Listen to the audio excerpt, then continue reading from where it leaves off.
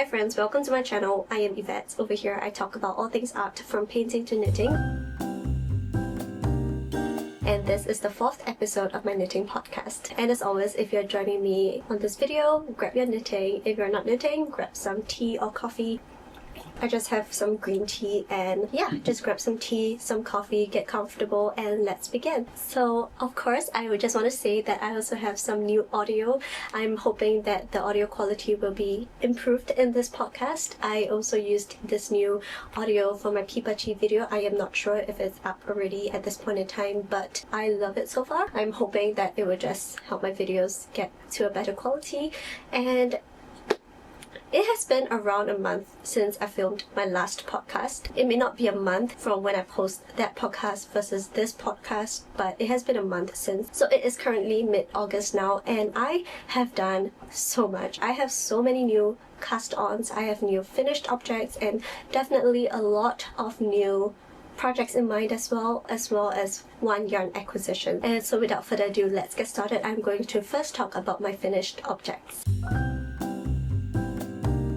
So the first thing that I finished was the tea number 1, and this is in the white color. This is my second tea number 1, and this is in a white color shade. My first tea number 1 was in a navy blue color, and this is how this looks like. Loose ends sticking out. That's because I have weaved in my ends, but I have yet to cut my ends, so some of them are still a little bit long and sticking out as a result. So this yarn is in the shade almond, I believe, and it is from Banul Story. It is 100% combed cotton, and this is how it looks like. I feel like I've been talking about the yarn for the longest time, from a yarn haul video to my different podcasts. So I feel like I've been talking about this yarn a lot of times. So if you guys have heard it a lot of times, I'm sorry about that, but I really love this yarn. I find that this yarn was such a joy to work with. A lot of people, when they talk about cotton, it usually comes hand in hand with it being dry and hard on the hands. However, for this yarn, I felt that it was really easy to work with. It didn't feel too drying or stiff on my hands, and so I was able to knit for quite a long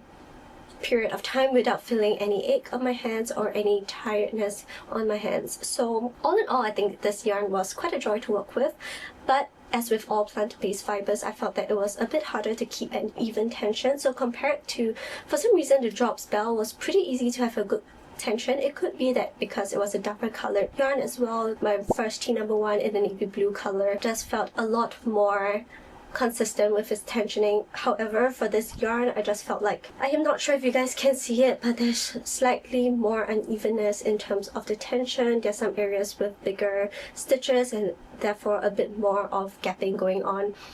However, for the most part, if I were to hold it far away, something like that, it is not too obvious, and when I wear it, it is not too obvious as well. So this top, actually, I mentioned in a previous podcast that I did not feel much impetus to finish this top because I had already finished my first tea number 1 before, and I didn't feel the excitement to finish this tea and start wearing it because I already have one tea number 1. However, I decided that I needed at least a little bit of progression between the previous knitting podcast and this knitting podcast, so I decided to continue working on my sleeves. And after I was done with my sleeves, I started working the body, and once I got started on the body, I realized that I was actually going by faster than I thought, and I got the tea number 1 knitting mojo back, and I realized that I could get this finished knitting in time for my trip to Italy. I just got back a few days ago, and so I finished this tea, I would think 3 weeks ago, around there, 3 weeks to 1 month ago. And I finished it maybe the day before I was supposed to fly off to Italy, and I weaved in my ends on the plane. The moment I landed in Italy, I wore the shirt, so that was really jam-packed. Yeah, but I'm glad that I managed to get this top done. I love this tee, it's really comfortable. The yarn is really lovely worn on as well. I'm just hoping that it continues to soften out with more wear. I would say that this yarn is pretty good. There's not much pilling going on. A little bit of fuzz is noted at the top. Over here, I'm not sure if you guys can see it, but there is a little bit of fuzziness going on, but nothing too much. Nothing too significant, and I overall love this yarn. So a little bit about the construction of this tee. This is a saddle shoulder construction. So you first start off with working the saddle shoulder pieces. So this rectangle over here, you join the 2 saddle shoulders together with the back panel, work some German short rows to shape the back panel, and then after you're done with that, you work the front panel, join it around, and then start knitting the body. Pick up stitches for the sleeves, do some German short row shaping for the sleeves as well, and then finally finish off with folded edges for the neckline, the sleeves, as well as the hem of the body. So the neckline actually has a folded out edge, which is the signature design of My Favorite Things knitwear. It is one of her more prominent designs. You can tell it is probably her design if she does something like that, and I think it makes it very special as well. The camisole number 9 also has the same design. The folded edges for the sleeves as well as the hem of the body are normal folded edges, so something like that. And I just love how sleek and timeless it makes the design look. So yeah, for the modifications, honestly for this tee number 1 in the white version, I followed exactly how I did it in the drop spell navy blue version because I really loved how my first tee number 1 turned out, and I just know that if I were to follow exactly for my white color version, I would love it as well. How I did it was I knitted the body. Once I ran out of yarn for the body, I stopped halfway through the body, picked up stitches for my neckline as well as my sleeves. I finished both, and then I continued knitting my body, followed by the folded edge for my body. And the reason behind doing that is so that I will be super certain of the length in which I should end my body on, because once you pick up stitches for the neckline and the sleeves, the body will kind of cinch upwards a little bit. So I didn't want a situation where I would knit the body to the exact length and then pick up stitches for the neckline and sleeves and realize that the body is way shorter than what I wanted it to be. So that is why I finished the neckline as well as the sleeves first before picking up for the body. The next modification that I did was that I knitted the body shorter as well. I have a shorter torso, so I don't need my top to be as long as what was in the pattern, and I also knitted my sleeves shorter because I saw the pattern that it ends up like at her elbows or slightly below her elbows, and I kind of didn't want that look on me because I am quite a petite person. So if I were to have such an oversized t-shirt, I think it would just look like it was engulfing me. So I knit my sleeves to end slightly above my elbows. So that was all the modifications that I did for this tee. As for the likes and dislikes for this top, honestly, I love this top. There's nothing much to dislike. The only thing, as I mentioned before, was the irregularities in the tensioning of my yarn, and that is definitely a skill issue. I think one thing to change, maybe if I were to work with this yarn in the future, is that I will size down my needle from 4mm to 3.75mm instead, to hopefully try to combat that little bit of gapping in certain areas. And other than that, there's not much that I dislike about this top. I really love it, and I foresee myself wearing it so often in the future as well. Now the next thing that I want to talk about is my flurry sweater. This is a pattern by Yulin Knitwear. This is how it looks like. I knit this out in Drops Nepal in the shade Blush as well as Light Beige mix. This is a 65% wool, 35% alpaca blend, and this is how the sweater looks like. I would say, compared to the tee number 1 in white, I have so many more comments to make about the sweater, and let me get into it. The construction for this sweater was really straightforward. It's just a top-down raglan sweater, and surprise, it is my first raglan sweater or first raglan garment ever. I'm realizing that I don't really like raglan garments all that much. Maybe it could just be this particular design, but I'm realizing that I just don't like how it looks on me. So let's first talk modifications. I had so many modifications to this pattern. The first thing that I did, let's start from the top down. The first thing that I did was I did a folded collar. The pattern did not call for a folded collar, but I really wanted one because I just think it looks much more sleek. And I also knit the collar much shorter than what the designer intended. I think, if I recall correctly, that she wanted the length of the ribbing to be 9cm, so 9cm here and on the sleeves as well as the hem of the body. And I didn't want it to be so long because my Euro sweater already has a pretty high turtleneck, and I didn't want another sweater with a high turtleneck, so I decided to knit it a little bit shorter, actually a lot shorter. So I knit this to 5 to 6cm instead. So this is how it looks like, and yet on my neck it looks just nice halfway up my neck. The other things that I changed was that I knitted the body and the sleeves much shorter as well.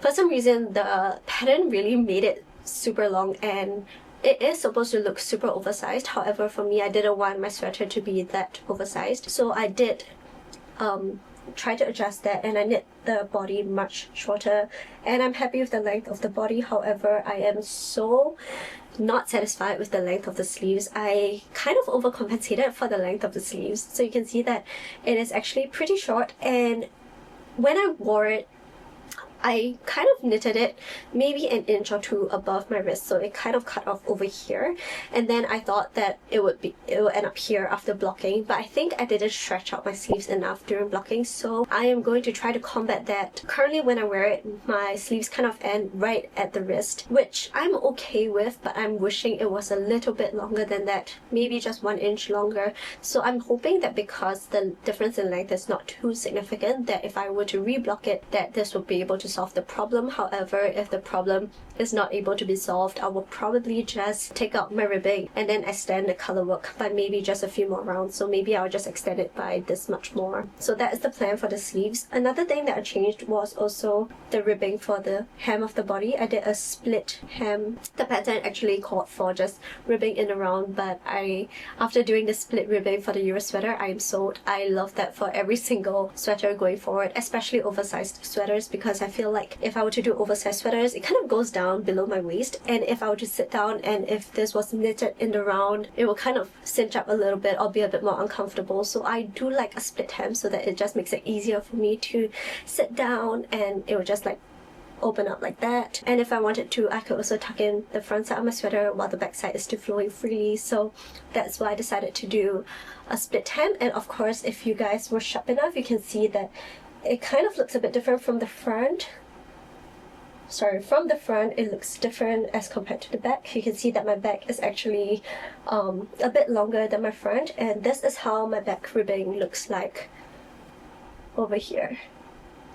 So the back side of my ribbing was actually done with German short rows as well to lengthen it, and that's why you have this sort of wedge shaped ribbing. And I followed the design for my Euro sweater in knitting the ribbing for this flurry sweater. So I really love it. I love how the designer did the Euro sweater, and Igyo Knits, I love how she did the pattern design for the ribbing for the Euro sweater. So I decided to follow that pattern in knitting the ribbing for this. So I followed however many German short rows she did and things like that, and I'm super pleased and satisfied with how it turned out. The last modification that I did was also a tubular bind off for both the wrist and the hem of the body. So this is how it looks like. I think it looks super neat. So this is how my bind off looks like. It was my first time doing a tubular bind off as well, and I must say I'm super impressed with how it turned out. I just think it looks super sleek and neat. So I'll do that for all ribbing moving forward. And the last thing that I did, I forgot, I did one more modification, and that is a sort of my version of a modified twisted rib stitch. So this is how my ribbing looks like. I didn't do the classic twisted rib. What I did instead was I just twisted my knit stitches. My Euro sweater was the first ever sweater that I knit, and I did that last year, or at least I finished it at the start of this year. And when I was knitting that sweater, I realized halfway through that I was actually twisting my knit stitches, my knit and my pole stitches, I believe, and I realized that I love how the ribbing turned out so much more than my normal untwisted rib, which I did for my neck collar. So you can see that it's like stretching out a lot, and it just looks not so neat. So I decided to twist my stitches for the ribbing as well, and this is how it turned out. So what I did was, instead of knitting through the back loop and pulling through the back loop, I just knitted and pulled as per normal through the front loop, but instead of wrapping my yarn clockwise or anti-clockwise, instead of wrapping my yarn, basically I wrap my yarn the other direction for what I would normally wrap it. So for my knit stitches, for example, I would normally wrap it clockwise. This time around, when I'm knitting the twisted rib stitch, I just wrap my yarn counterclockwise. So that is how I managed to get this final look.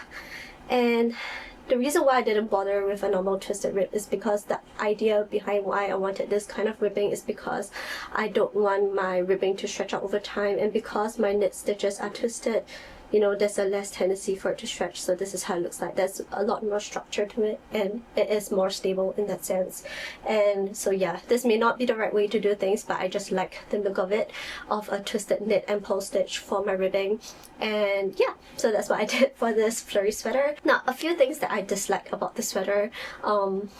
I definitely do not see myself wearing this sweater too much. The first thing that I didn't like is that the sleeves are too short. That is an easy fix. I can reblock it. If it doesn't work during the reblock, I can just add on more length to just make it a little bit longer, that's fine. I can do that. However, what I dislike the most about this sweater is how deep the yoke is. Like, this is how deep the yoke is. I followed the pattern properly.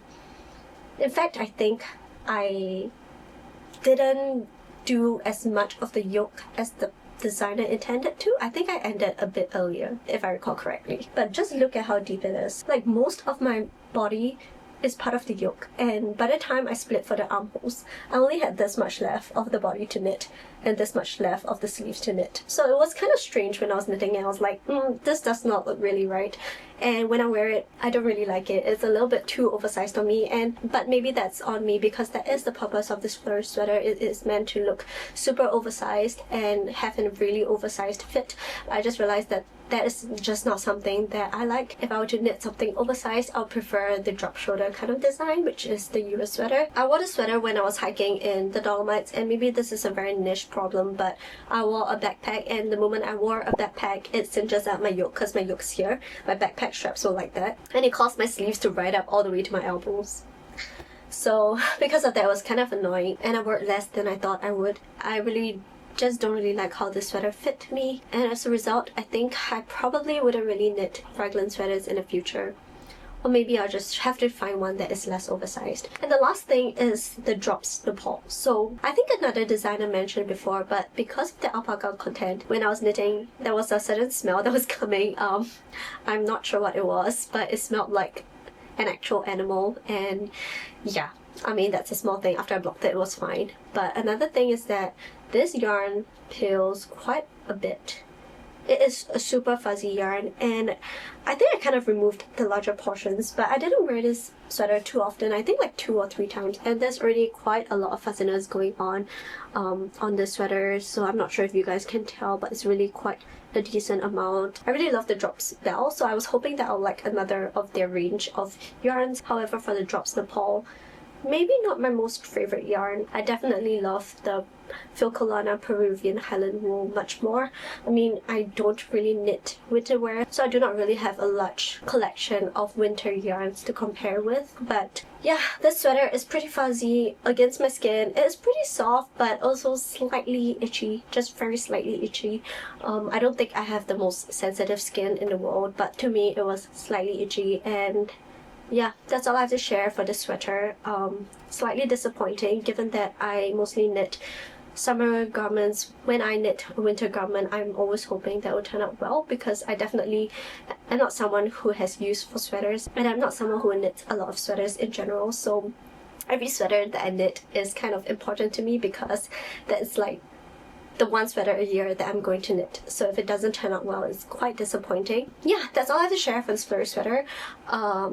Yeah, I'm going to reblock it. I will let you guys know how it goes, and I will hope that I do not have to redo it. But yeah, I love the color work, by the way. I just think it looks really nice. I think it blocked out really nicely as well, because it was color work. It was stitched in quite a fair bit, and so now that I blocked it, it looks really nice. So this is how it looks like. So that was my 2 finished objects. Let's talk about my works in progress now.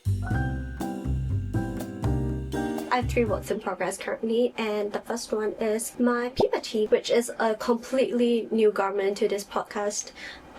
So this is how it looks like. As I mentioned earlier, I went to Italy and I just came back a few days ago. I actually cast this on maybe a day before going to Italy, and I knit the bulk of it when I was in Dolomites, and I surprised myself. I didn't think I would manage to do this so quickly, but I finished knitting basically the entirety of this garment in Italy, and all I have left to do is the buttons, and because of that I decided to still classify it as a work in progress, although I am pretty much done.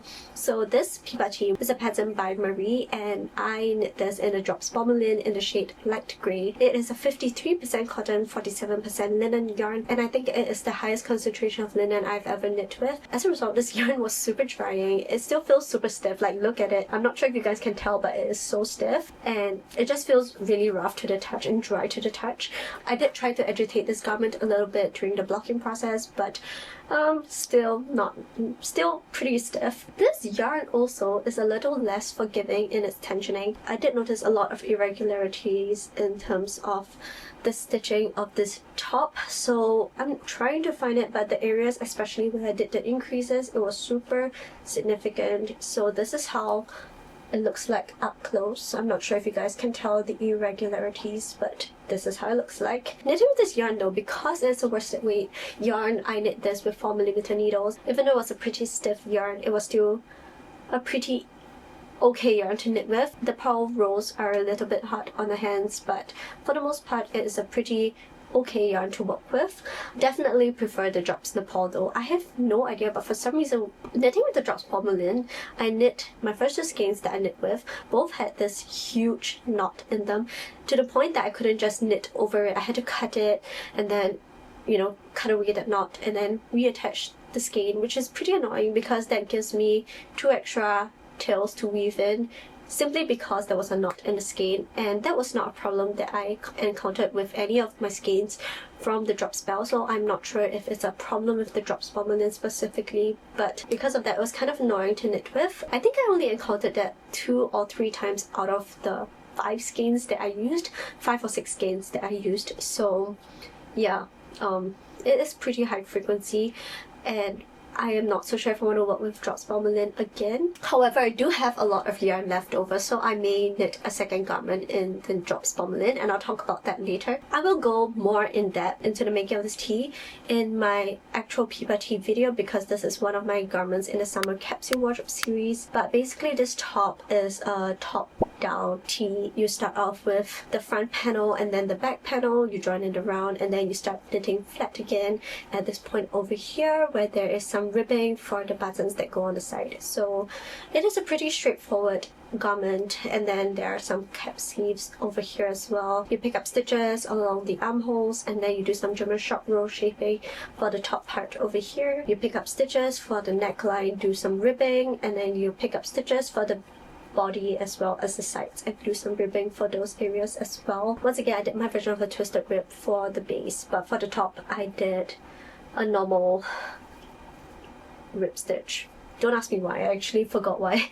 I forgot what my thinking process was with this, but there were 2 issues that I encountered mainly in the knitting of this tee. The first thing was that I didn't really understand the pattern for this tee, because it seems like if I were to follow the pattern to a tee, my t-shirt would end up really long. Granted, I do have a shorter torso, but even so, I cut off at least 15 to 20 rows of the body, and that is like this much more. So I'm not so sure. Given the reference photo, it does look like it's supposed to be a cropped fit, so maybe I'm just super short, but I don't know. I made it shorter, and I think I haven't tried it on yet, but based on when I tried it on in Italy, it did end up just above my waistband for my high-waisted shorts. So that's exactly where I want it to end up at. I'm definitely not planning to tuck in this tee because I feel like the rib detail is part of the design in itself, and after you button the sides, it's not like you can really tuck it in anyway. So yeah, I just like really cut off this much of length in my knitting. And the second thing that I didn't really understand was the cap sleeves. So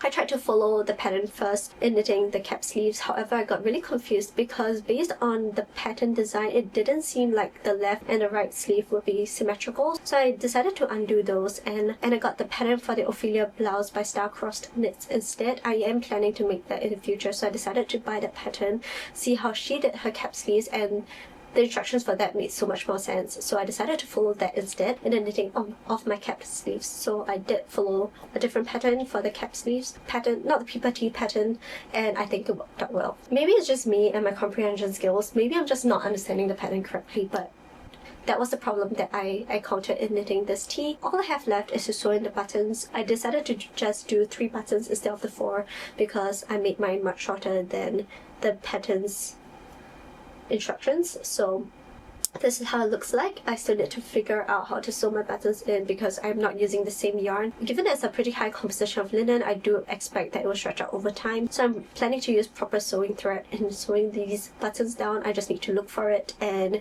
slowly plan to do that for my pippa tee. Now my next whip is my tight loop top, and this is a pattern by Other Loops.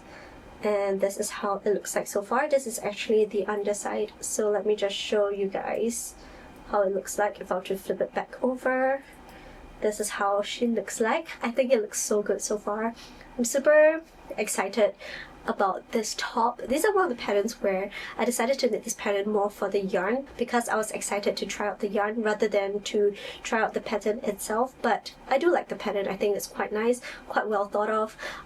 So this is how it looks like. It is a super... Oh, before that, let's talk about the yarn. So this is the onling number 21. It is in the shade Flax, and this is a 60% organic cotton, 40% linen yarn, and this is how it looks like. It is a dry yarn, however definitely not as bad as the drops bomull-lin. It took me a while to get used to it. However, after I got the hang of it, I think it's much better. This pattern is also really thoughtful because after you join it around, there are a lot more purl rolls than the knit rolls, as you can see from the side. So she actually did a German short row turn so that I can knit inside out instead, so that there will be a lot more knit stitches rather than purl stitches, which I just think is super helpful and is definitely making the whole knitting process go by much faster. So the construction of this top is super simple. It's like how you would any camisole, to be honest. This is the front, so you just start off with this part here, the front right and the left pieces. Once you are done doing the increases for the neckline, you cut some stitches to make the neckline, knit the front panel, do the increases for the armholes, and then once you're done with that, you move on to the back panel, you pick up stitches. You are actually supposed to do a provisional cast on, but for me, I just decided to pick up stitches, so this is the point where I picked up for the stitches, and then I knit the front panel, and then I did the right and the left hand sides. The back panel is lower than the front panel, so it looks something like that. So I actually knit this way faster. I did the increases for the armholes once again, as well as for the back, custom stitches for the back, and then once you're done knitting the back panel, join in around, and then once you have initially joined in around, you do a short row turn so that you can start knitting your top inside out. And so there is a super simple, straightforward construction. The instructions are super clear and concise as well, so I do like this pattern, and I think that is just a very simple pattern to follow. I was super lazy to do a gauge swatch for this pattern. Initially, when I cast on for this pattern, I was at a point where I was like, I can't do a gauge swatch, I just need to cast on a new project right now. So I decided to just cast on whatever stitches she mentioned, and then after I knit like a certain length of the front panel, I decided to block it. So I did a sort of mid-project block, and I am not sure if you guys can tell where I did my blocking at, but you can tell the area where I did my wet blocking. It is so much more even, and the stitches look really nice. It kind of puffed up a little bit to fill up all of the empty gaps, so you can see the areas where I didn't block it. This is how it looks like. So much more uneven. So there's really quite a lot of difference between the blocked and unblocked portions of my garment.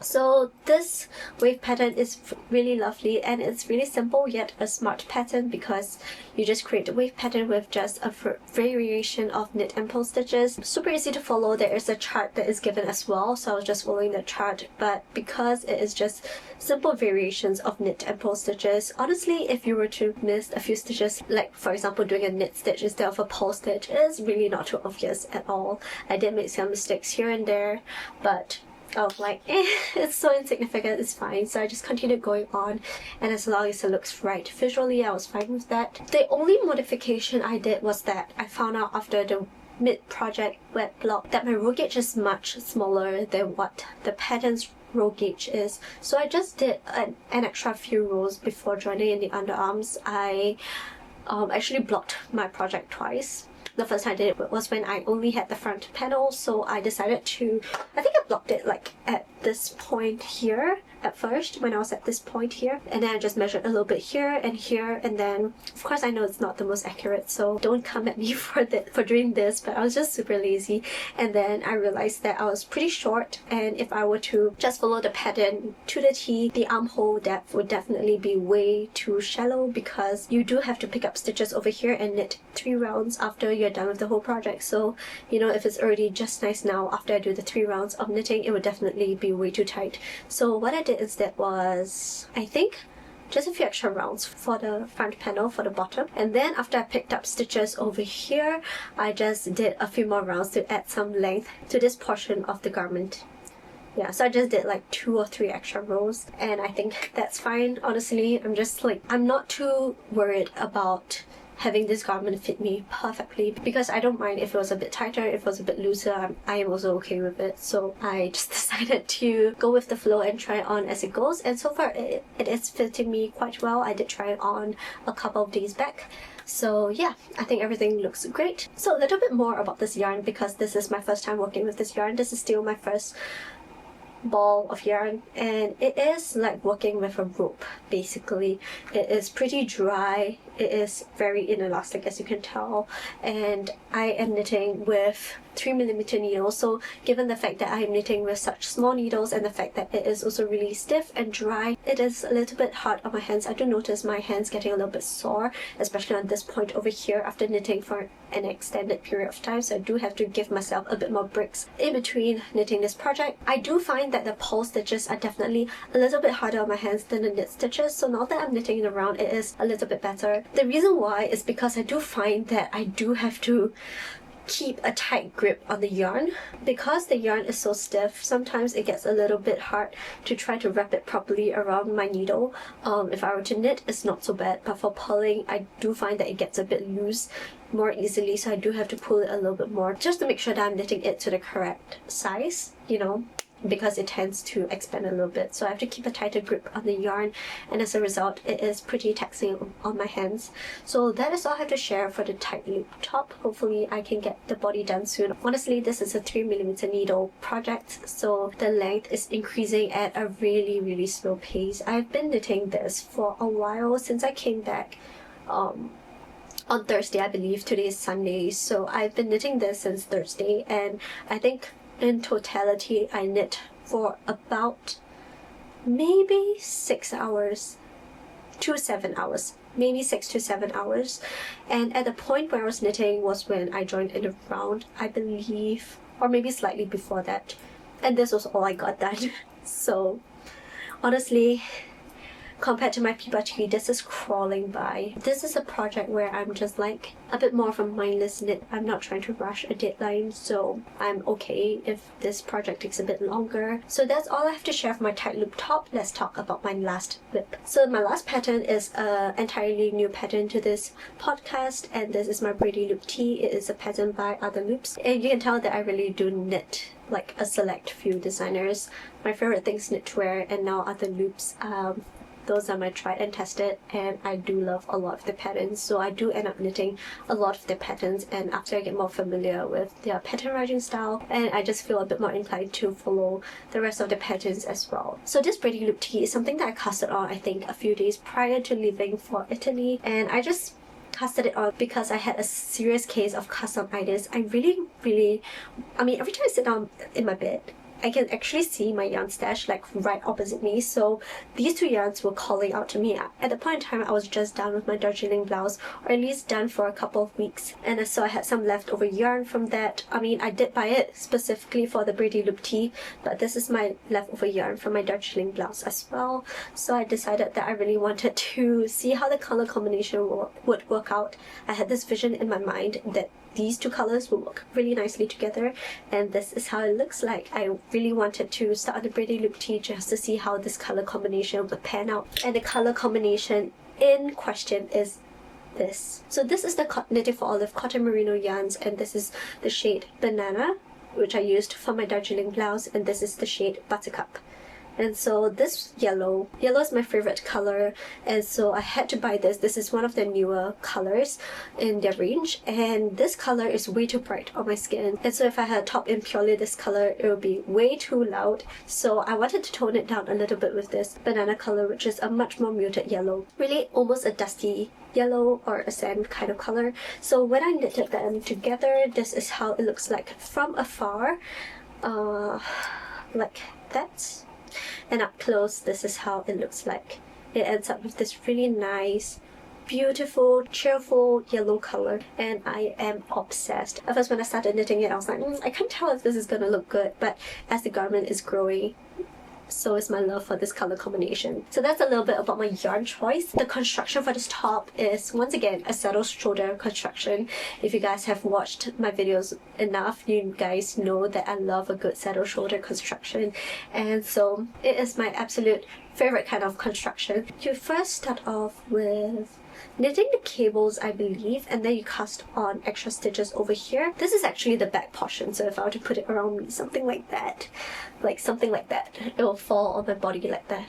So this is the right shoulder and this is the left shoulder, so it's held up something like that to make the top. So you first start off with the cables and then you cast on some extra stitches for the rest of the shoulders, and then after you're done knitting this, you start knitting horizontally, cast on extra stitches to make the saddle shoulder on the left hand side, and then this is what you're ending up with. What is a little bit different here?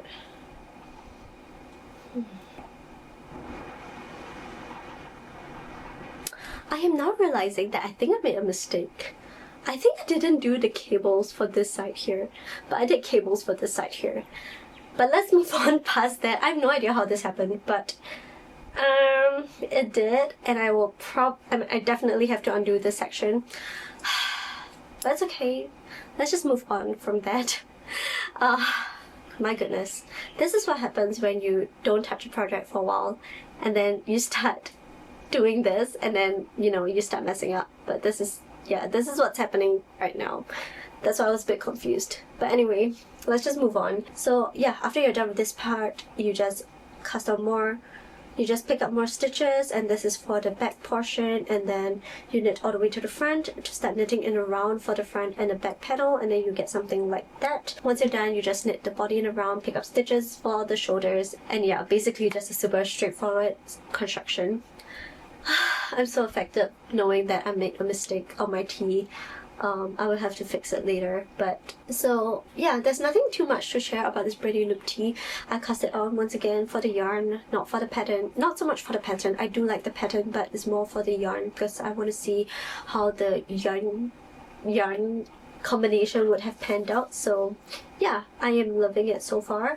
Nothing else to share for this braidy loop tee. Honestly, it is pretty simple, and I will have to work on it a little bit more later, but that is all I have for my whips. So the last thing that I want to talk about is future projects as well as yarn acquisitions.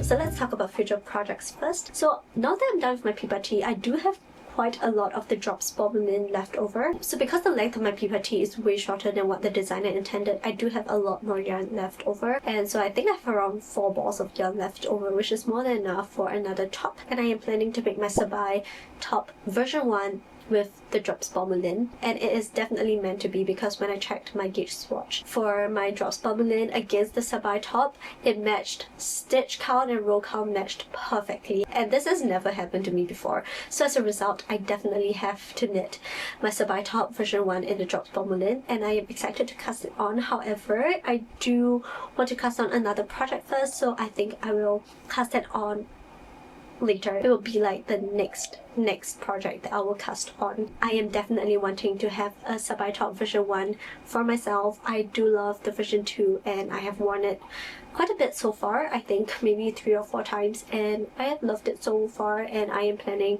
to just have the ripped version as well. I think that looks quite classic and really polished, so I am excited to add that to my collection of knits.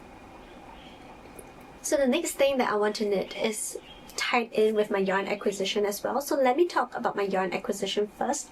So I have actually, and this is my first time buying this yarn, and it is raved about.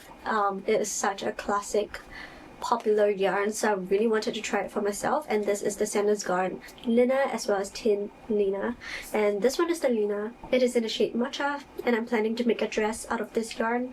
Not anytime soon though, but I just wanted to buy it to save on delivery fees. And the next one that I got is Sanders Garn Tin Lina in the shade Pale Yellow, and this is how she looks like. Super pretty. As I said, I do love my yellows. This is going to be another yellow top, and with this Tin Lina I actually already did a gauge swatch. So this is how it looks like.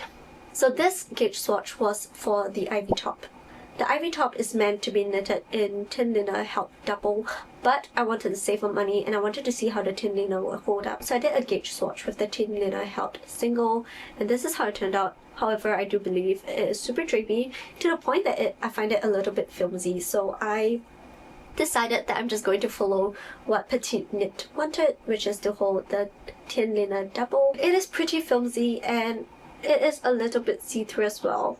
Not the most opaque swatch. If I were to use this to knit the ivy top, the ivy top looks like something that is more structured, especially with a slightly high collar.